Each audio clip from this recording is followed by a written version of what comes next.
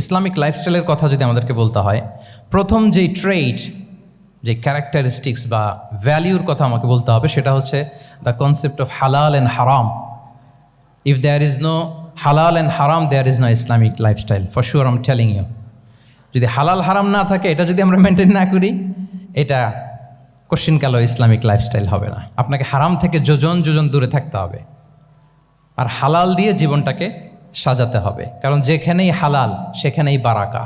Repeat, আমি আবারও বলছি, যেখানেই হালাল সেটার মধ্যে কি হারামে কোনো বারাকা আছে? হারামে আছে অস্থিরতা, সাময়িক উন্মাদনা, এর ভেতরে বারাকা নাই। হালালের ভেতরে আল্লাহ তাআলা বারাকা ঢুকিয়ে দিয়েছেন। আচ্ছা, আপনারা বলুন তো, গরুর গোশত খাওয়া এটা হালাল না হারাম? হালাল। কুকুরের গোশত খাওয়া হালাল না হারাম? আচ্ছা, গরু বছরে বাচ্চা দেয় কয়টা? গাভী? আচ্ছা, একটা। কুকুর দেয় কয়টা? কয়টা? 7টা, 8টা, 10টা? ফ্যামিলি প্ল্যানিং নাই তো? দেদারসে দিচ্ছে। আচ্ছা, গরু হালাল, কুকুর হারাম। গরু বাচ্চা দেয় কয়টা? কুকুর দেদারসে দিচ্ছে।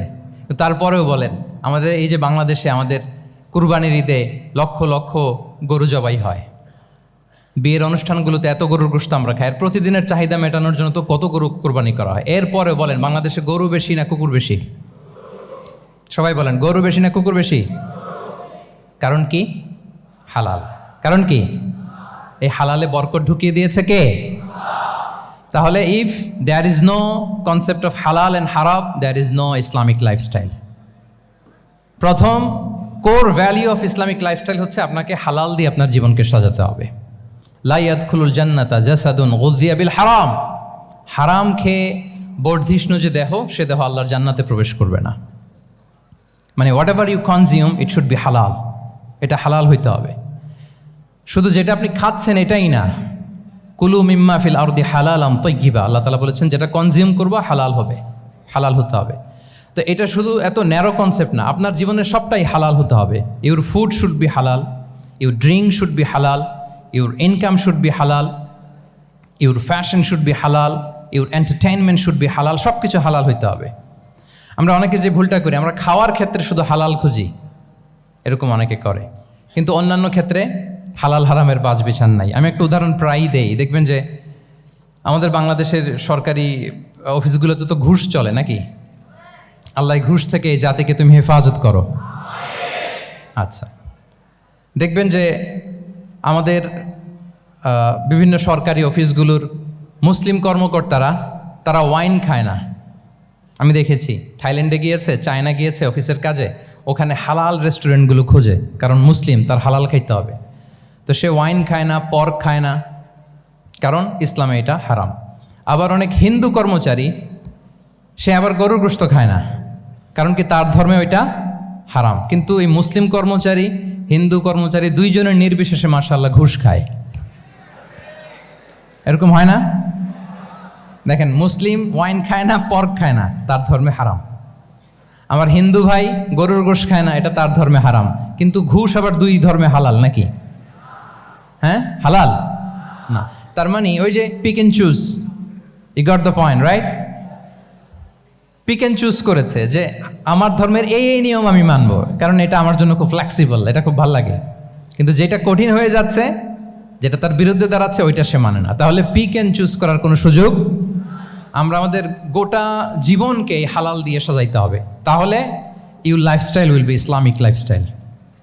এই কথাটা কি বুঝতে পেরেছেন?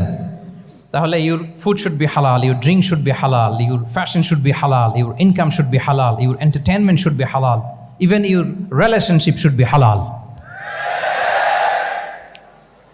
ব্যাপার কি? এটার এত আওয়াজ বেড়ে গেল।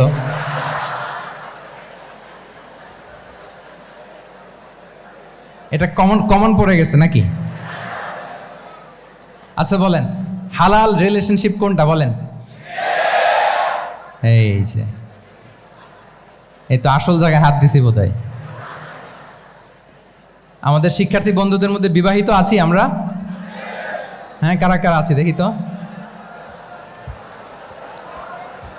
মাশাআল্লাহ, মাশাআল্লাহ, ঠিক আছে, ঠিক আছে।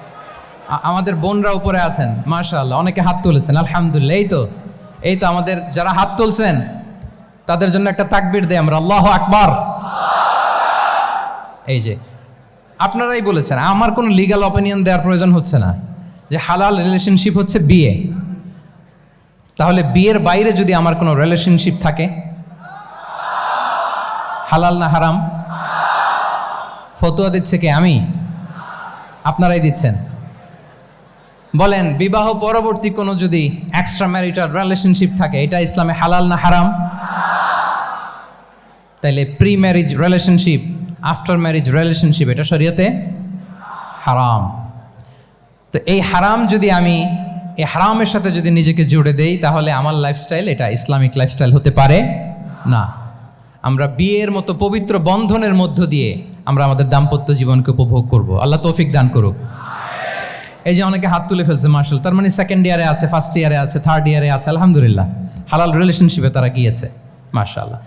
তাহলে হালাল এন্ড হারামের ব্যাপারে যদি আমরা বলি, আমাদের পুরো জীবনের প্রতিটি অঙ্গন আমরা হালাল দিয়ে সাজাবো। কি বলেন?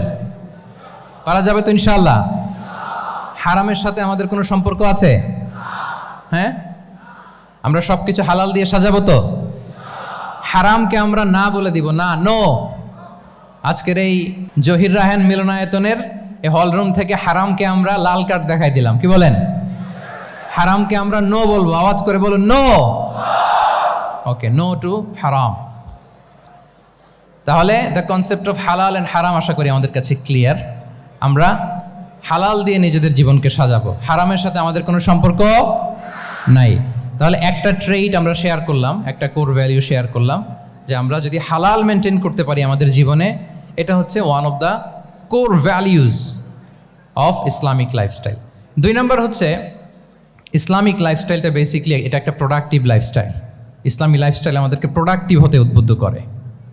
আপনার দিন শুরু হবে অনেক সকালে, প্রোডাক্টিভিটি নিয়ে অনেক লম্বা আলোচনা করা যেতে পারে। আমি ছোট্ট একটা পয়েন্ট যদি আজকের এ হলরুমে শেয়ার করি প্রোডাক্টিভিটি নিয়ে, যে ইসলামিক লাইফস্টাইল হচ্ছে আপনি একেবারে সকাল সকাল আপনার দিন শুরু করবেন। Early to bed and early to rise makes a man healthy wealthy.